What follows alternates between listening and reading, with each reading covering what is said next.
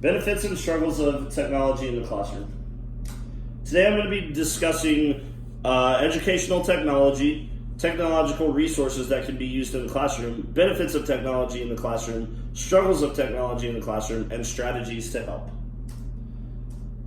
So what is educational technology? According to Robler and Hughes, it is resources leveraged to support the educational processes involved in teaching and learning, which to me says that the educational technology is aiding the processes of teaching and learning. They base this off 5 perspectives. Communications media, which comes from the audio-visual age and is another way to deliver media. Instructional system and instructional design, which combines non-human media and human resources as a way of organizing and teaching. Vocational training, which is the idea to prepare students for the world of work.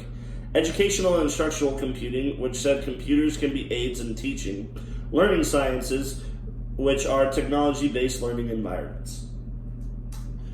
Robler and Hughes also discussed the different resources that can be used in the classroom.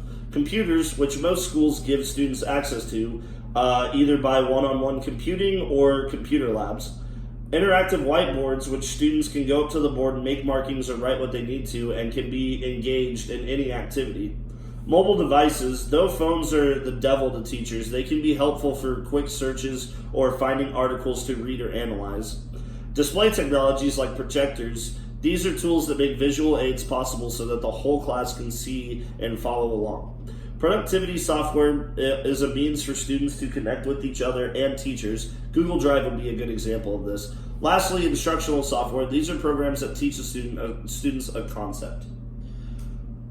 All right, so the benefits of technology in the classroom, according to Walden University, one would be engaging. The students have something in front of them at all times, therefore they are inclined to participate. It also incorporates different learning styles. Some students might have poor handwriting and they are embarrassed by it. So being able to type out what they need to turn in assignments could be useful. It improves and encourages collaboration. Students can work together to do research and share their notes. This also prepares students for the future. Whether a student decides to go to college after high school or work, they will be using technology somehow. Lastly, it connects teachers and students. Students can learn to email teachers about missing work or send them assignments or turn in late work. With benefits, there's obviously struggles in teaching with technology as well. According to Amy Johnson and et al., issues with connectivity is a struggle in classrooms because if students do not connect quickly, time is being wasted. They also discussed inconsistent amount of time with computers leads teachers not being able to integrate technology.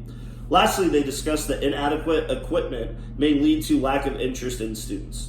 Similarly, Alonzo Porter found that some other issues with technology in the classroom. One issue he found was that most teachers did not grow up in the digital age and are less knowledgeable than the students, which intimidates them. Another struggle he found was students turn to games or YouTube, which becomes a distraction to them and others. He also found out that many students are not trained to do research, so the first option in Google is what they'll pick, and it's not credible. Lastly, he found that teachers are always having to add extra norms and expectations because of technology.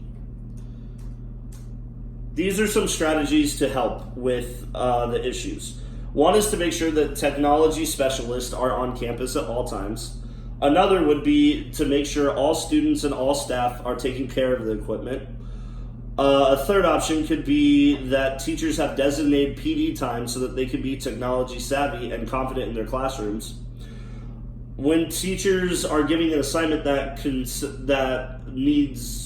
research needs to be done, they can teach the students to know what credible sources to use. Teachers also need to be consistently monitoring students when technology is being used. Lastly, when teachers know they're going to use technology often, they need to create the norms and expectations early and make sure they talk about them throughout the school year. In conclusion, educational technology is resources leverages to support the educational processes involved in teaching and learning. Resources for the classroom include computers, mobile devices, and softwares to help students connect with the teacher.